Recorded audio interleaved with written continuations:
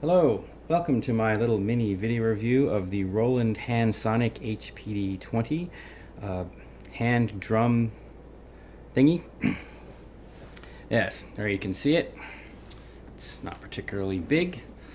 It actually seems bigger than you expect when you get it. I'm going to demo one and only one thing today, which is what happens if you try to use it as a drum kit replacement with no pedals. So it's just this, it's plugged into a speaker, which is right next to the mic here. And that is in fact the speaker that I use to perform with it. There is a companion MP3 that goes with this where you get to hear high quality sounds. This is unfortunately just a cell phone video, so it's not going to be particularly high quality video or sounds, but I want to demo the features of this thing. So first of all, this module is very similar to all the other Roland drum modules. All the types of features that you're used to seeing are there. Editing wave envelopes, the types of stuff you would see editing a kit. It's all there. The sound palettes that are available compared to say one of the other Roland modules, there are less sounds aimed at kits, and there are more sounds aimed at all of the hand drums, and some of those hand drum emulations are excellent. There's plenty of videos out there. I'm not going to cover any of that. I'm just going to show you what happens if you try to use it as a kit. This is my dream, to have something that's really small, like a guitar, that I just take this and a lightweight speaker, and boom, I've got everything that I need to sit down in a small little acoustic setting, some guys with some guitars, some people singing, and I can be percussion, and I can do my thing. And the one trip to the car dream is, of course, the big one. Now, so I spent a lot of time with this kit, a lot of editing. I'm familiar with the Roland drum module, so it's not particularly hard for me. I'm not as good as the Vex guys, but I definitely can find my way around a kit. So the layout was the most important thing. So let's just go through the layout of what I did here. Also, all the pads are balanced in terms of their balance within the kit, and also the sensitivity for the patterns that I play. That's a lot of work, and that's one of the things that Roland really excels at, is that you can balance a kit to where it really it feels right, and this is that kind of a device. This pad, as you see, it's rubber. It doesn't look like it looks like a thin rubber pad, but it feels like a very thick rubber pad. Like there's at least a ½ inch there. You press on it, it will depress significantly. I really like that because it uses FSR technology, which needs to be well protected. If you hit that too hard in a small spot, like say using drumsticks on a thin rubber pad, you can damage FSR. So this has the feeling of quality that it's going to last a long time. I'm very happy to see that.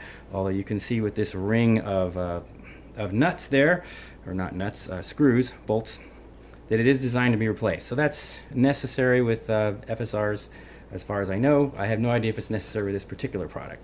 So the kit layout, we have bass drum, snare, 2 toms, and hi-hat was hard. Since I'm not using a hi-hat pedal, I have to dedicate 2 pads, one for hi-hat close, one for hi-hat open. So here's hi-hat.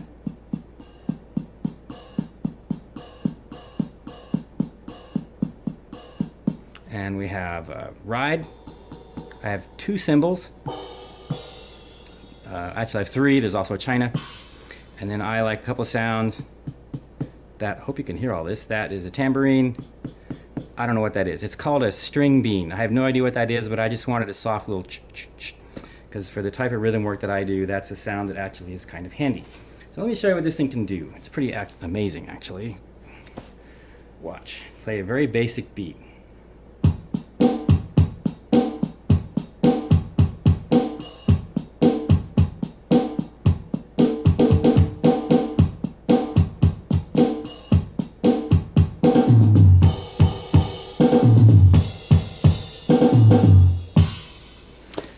All right, that's that.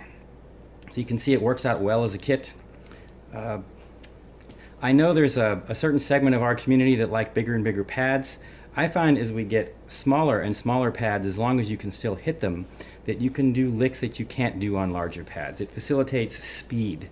So let me just demonstrate that if I can do it. I'm a little nervous right now. Let's see if I can actually play this. Yeah, that on a kit is hard for me to do. As you can hear, this thing machine guns really, really well. It actually genuinely excels at that. but you can do licks like that.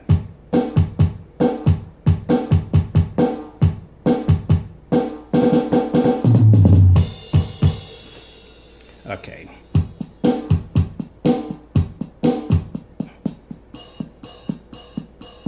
And I also have snare rim over here.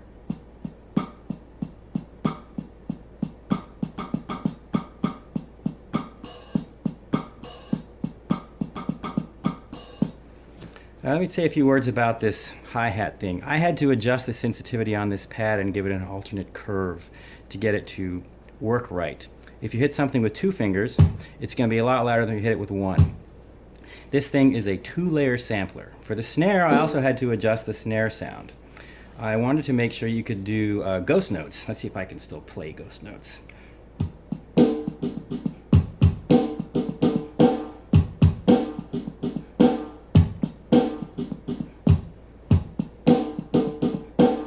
So basically you're going.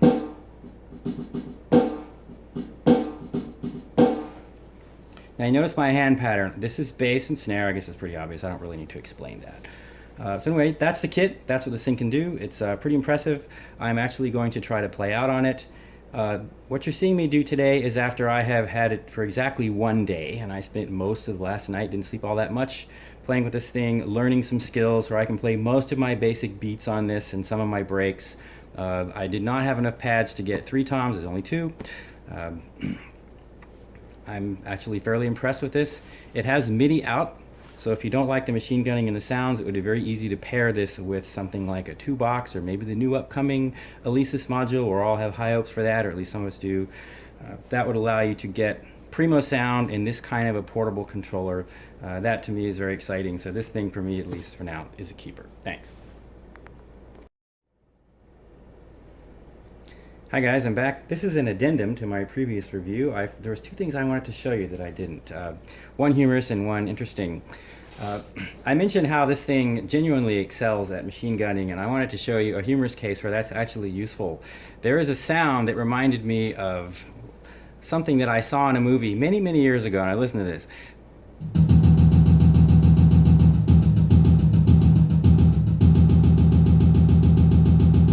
Now I'm illustrating the roll function, where you just hold it down and it rolls for you. That sound to me, you probably can't hear it that well, but that sounds exactly like the bad guy that was chasing Anakin Skywalker around when they were pod racing back in Star Wars Episode 1. So little did we know that bad guy was in fact a drummer. In retrospect, we should have known, right?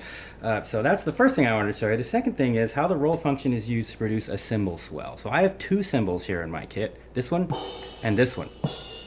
And they both are configured to do cymbal swells. Now I've commented in my text that I'm not entirely happy with the cymbal swells. I'm kind of curious how you guys think they sound. Listen to the MP3 that I'm going to post later. Here's what you do. To make a cymbal swell on this thing, you can do this, right? You can do.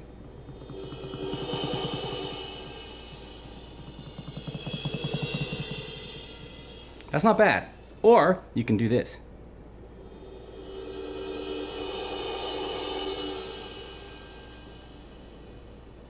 I'm just pressing harder, gradually.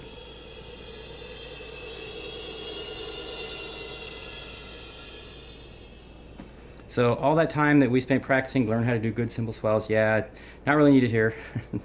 Okay, I forgot, there's a third thing I wanted to show you. On this kit, I have not found any good way to do double strokes, meaning this device, there's some things you have to give up when you're going to play on a hand controlled like this. Double strokes, I originally was thinking you could do this. The trouble with that is if you're holding down a pad and you hit it, nothing happens. So the way our fingers work, it's really hard to get our first finger off. Works with 3 fingers, but for some reason I just cannot do that with 4. So I don't see that there's any double strokes on this thing, but you can go so fast